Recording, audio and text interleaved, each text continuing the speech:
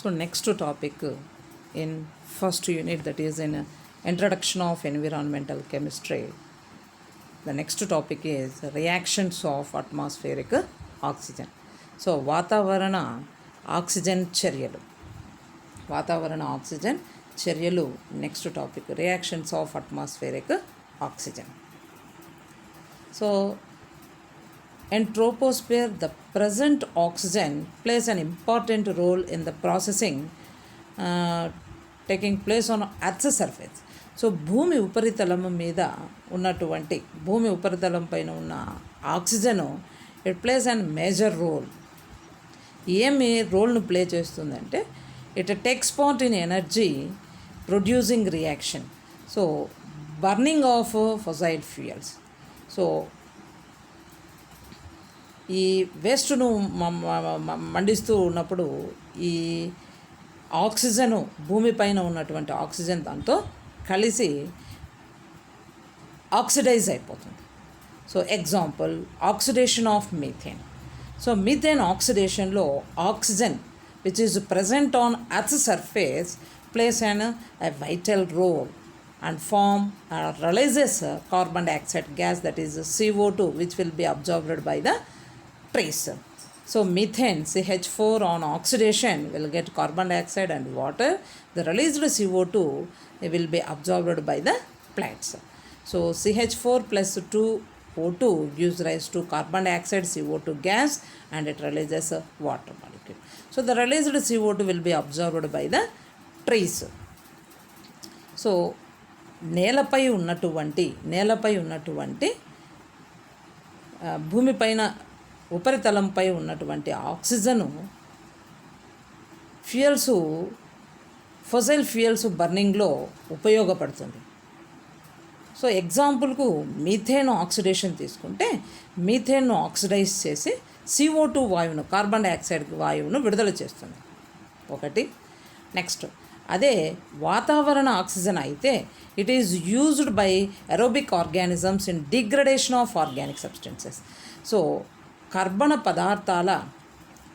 పదార్థాల డిగ్రేడేషన్కు, విచ్ఛేదనానికి ఉపయోగపడుతుంది. So నేలపైనున్న oxygen ఒక రకంగా ఉపయోగపడితే, ఆక్సీకరణంలో ఒక రకంగా ఉపయోగపడితే, వాతావరణంలో ఉన్న oxygen, atmospheric oxygen. So first point కింద మనము the oxygen which is present on earth surface will oxidize methane.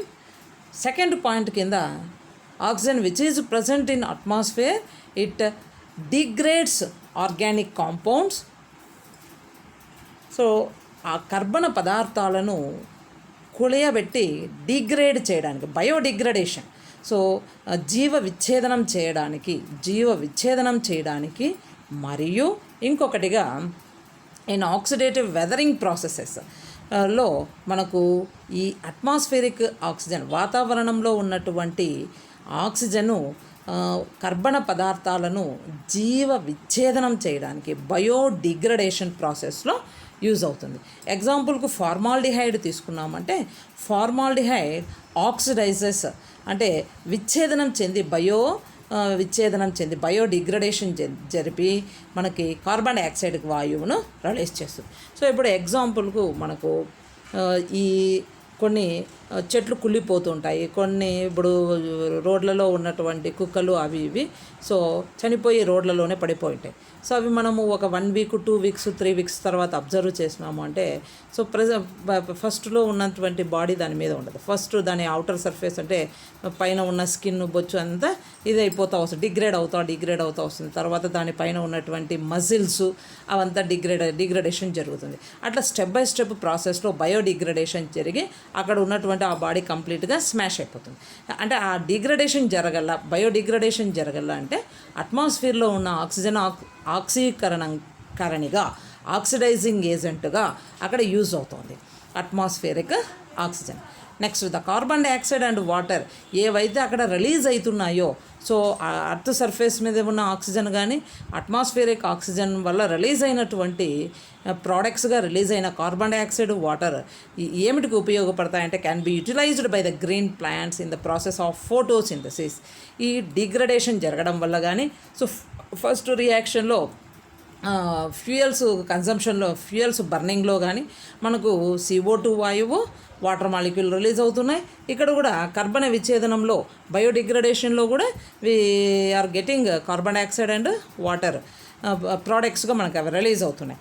వీటిని వాతావరణంలో మనకు కిరణజన్య సంయోగ క్రియ ఫోటోసింథసిస్ ప్రాసెస్ జరగడానికి యూజ్ చేస్తాయి. అంటే CO2 and water molecule released there as a products అవి ఉత్పన్నాలుగా అక్కడ రిలీజ్ అయినవి ఇక్కడ అవి క్రియాజనకాలుగా కిరణజన్య సంయోగక్రియలో ఫోటోసింథసిస్లో రియాక్టెంట్ మాలిక్యూల్స్గా ఇవి రియాక్ట్ అయ్యి మనకు కార్బోహైడ్రేట్స్ను ఫామ్ చేస్తాయి. కార్బోహైడ్రేట్స్ ఫామ్ అయ్యి మరి మనకు యూస్ఫుల్ అయినటువంటి ఆక్సిజన్ రిలీజ్ అవుతుంది. ఆక్సిజన్ అనేది అక్కడ మరి return back to the atmosphere మరి గాలిలోనికి ఆక్సిజన్ వాయువు విడుదలవుతుంది.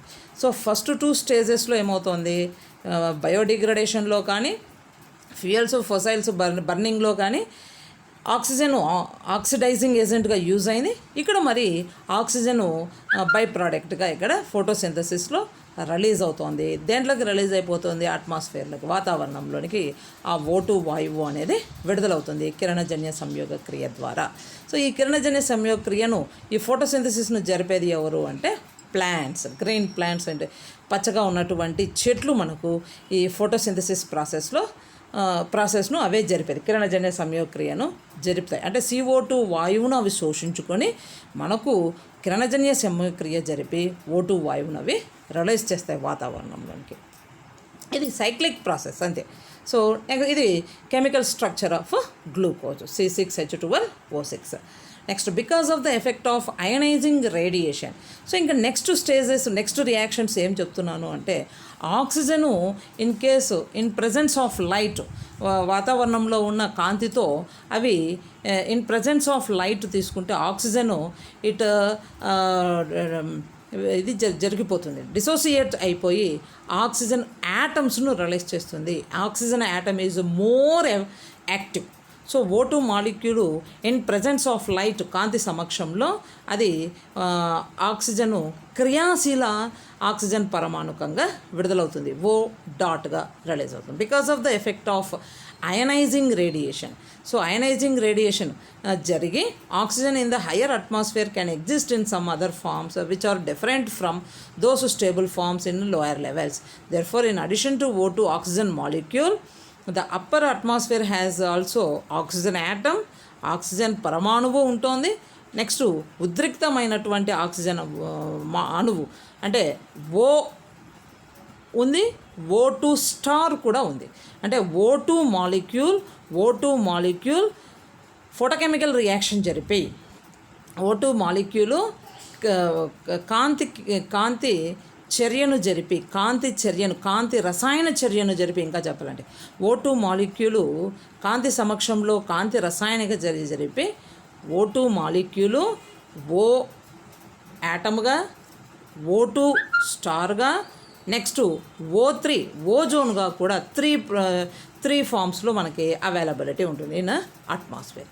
సో ఫస్ట్ది O2 in presence of light అదేమైపోయింది, అయానిక్ రేడియేషన్ జరిగి O2 ఆక్సిజన్ యాటమ్స్ను రిలీజ్ చేసింది. Due to this photo dissociation అంటే O2 మాలిక్యూలు విఘటనము చెందింది. Oxygen molecule in presence of light photo dissociation జరిపి O+O యాటమ్స్ను రిలీజ్ చేసింది. Oxygen according to the above reaction and high energy solar radiation molecular oxygen is practically do not exist at very high altitudes. Less than 10% of oxygen in the atmosphere is present as molecular oxygen. ఎక్కువ శాతం మనకు 10%లో ఎక్కువగా availability అంటే O2 మాలిక్యూలే ఉంటుంది.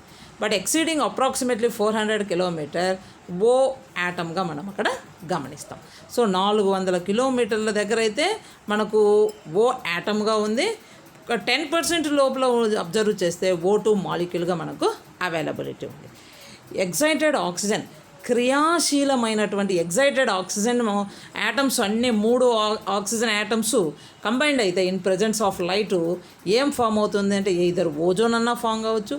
O2 మాలిక్యూల్తో పాటు oxygen activated oxygen అంటే క్రియాశీల ఆక్సిజన్ రాడికల్ ఫామ్ కావచ్చు. So atomic oxygen atom that is it forms excited oxygen atom by the reaction in presence of light and form క్రియాశీల లేదా రాడికల్ ఆక్సిజన్ రాడికల్ను అనేది ఏర్పరుస్తుంది. ఏర్పడిన oxygen radical in presence of UV light, so UV కాంతి కిరణాల సమక్షంలో, so especially at 636 nanometre లేక 630 nanometre లేక 558 నానోమీటర్ తరంగ దైర్ఘ్యము వద్ద, సో ఈ visible lights UV visible radiation లో మనకు ఆక్సిజను లైట్తో రియాక్ట్ అయ్యి మనకు ఆక్సిజన్ ఓ ప్లస్ అయాన్ను రిలీజ్ చేస్తుంది. So reacts with oxygen atoms and forms oxygen ion, O plus అయాన్ను ఫామ్ చేస్తుంది. So oxygen atom in presence of light, especially 636 కానీ 630 కానీ 558 దగ్గర 1 electron loss అయ్యి it loses 1 electron and form O plus ion. So positive O క్యాటయాన్ను release చేసింది. This positively charged oxygen atom can react further at higher atmosphere, ఇంకా పై పొరలలో చర్య జరిపి ఇది ఏం ఫామ్ చేస్తుంది అంటే O2 ప్లస్ను ఫామ్ చేస్తుంది. O2 plus. The species is formed, O2 plus is also formed in the ionosphere by absorption of UV radiation. O2 plus అనేది ఫామ్ అయిపోయింది. ఇది ఒకటి O2 ప్లస్ను ఫామ్ చేయడము. Ozone is one of the most, అంటే UV వికిరణాల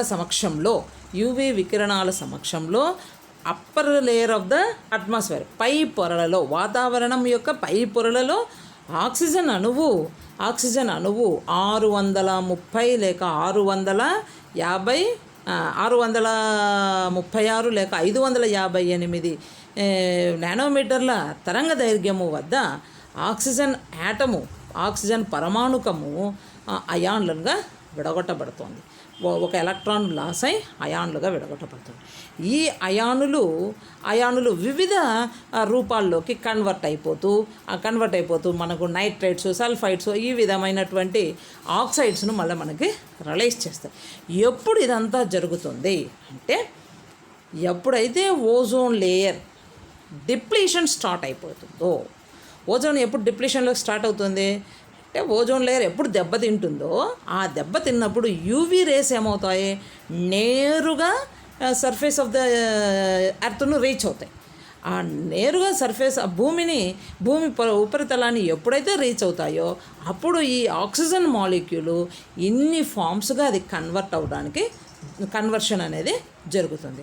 అంటే UV radiation ఎప్పుడు నేరుగా భూమి మీదకి వస్తుంది అంటే ఓజోన్ డిప్లీషన్ జరిగినప్పుడు ఈ టైప్ ఆఫ్ ఓ ప్లస్గా O2 ఓగా లేదా యాక్టివ్ ఓగా కన్వర్షన్ అనేది జరుగుతూ పోతుంది.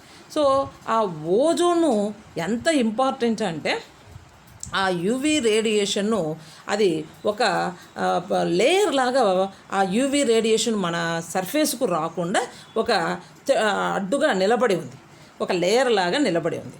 So ozone is one of the most important chemical species in the atmosphere because it absorbs harmful UV radiation and thus protecting living beings from the lethal effects of this ionizing UV radiation. UV వికిరణాల వలన అయనీకరణం జరగకుండా మనకు UV కిరణాల వలన అయనీకరణం జరగకుండా ఈ విధంగా మనకు ఈ యూవీ వికిరణాలను అవి నేరుగా భూమిని రీచ్ కాకుండా ఓజోన్ పొర అనేది మనల్ని ప్రొటెక్ట్ చేస్తుంది. So ozone absorbs UV light strongly 200 నానోమీటర్ల నుండి 300 నానోమీటర్ల వికిరణాలను ఉన్న తరంగ దైర్ఘ్యాలు ఉన్న వికిరణాలను అది శోషించుకునేంత శక్తిని కలిగి ఉంది.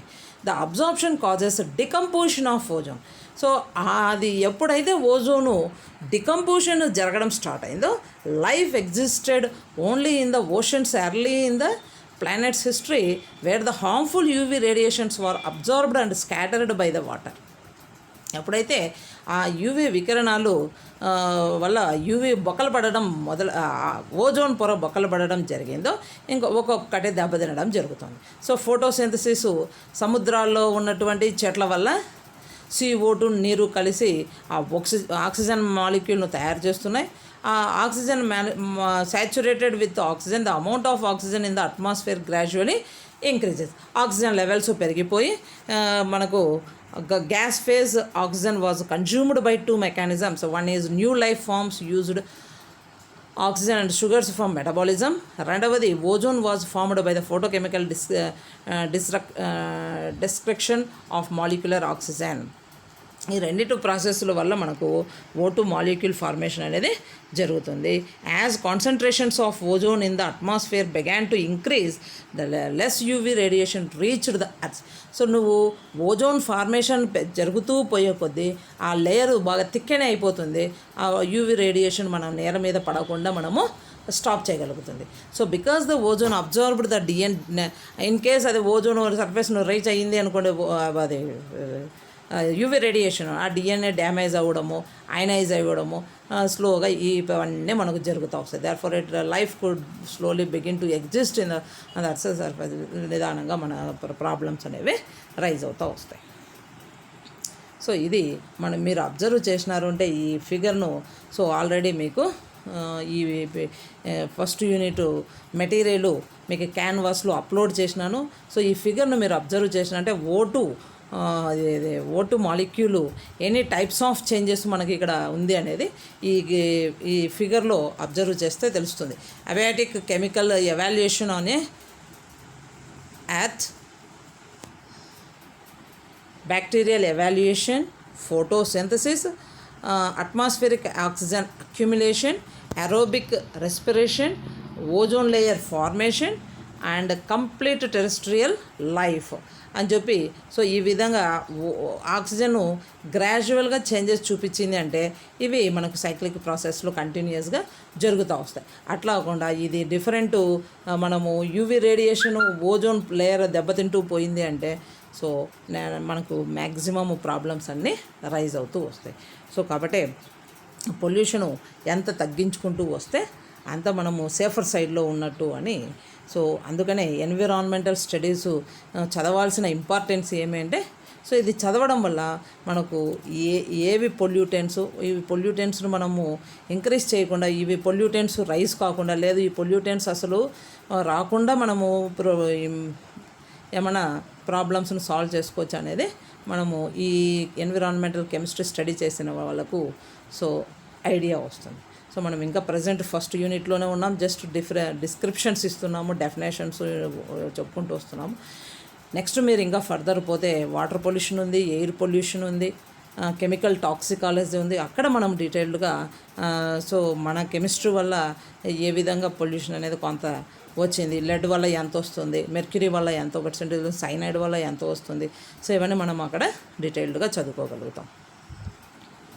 సో ఇది ఆ వాతావరణంలో ఉన్నటువంటి ఆక్సిజన్ యొక్క చర్యలు.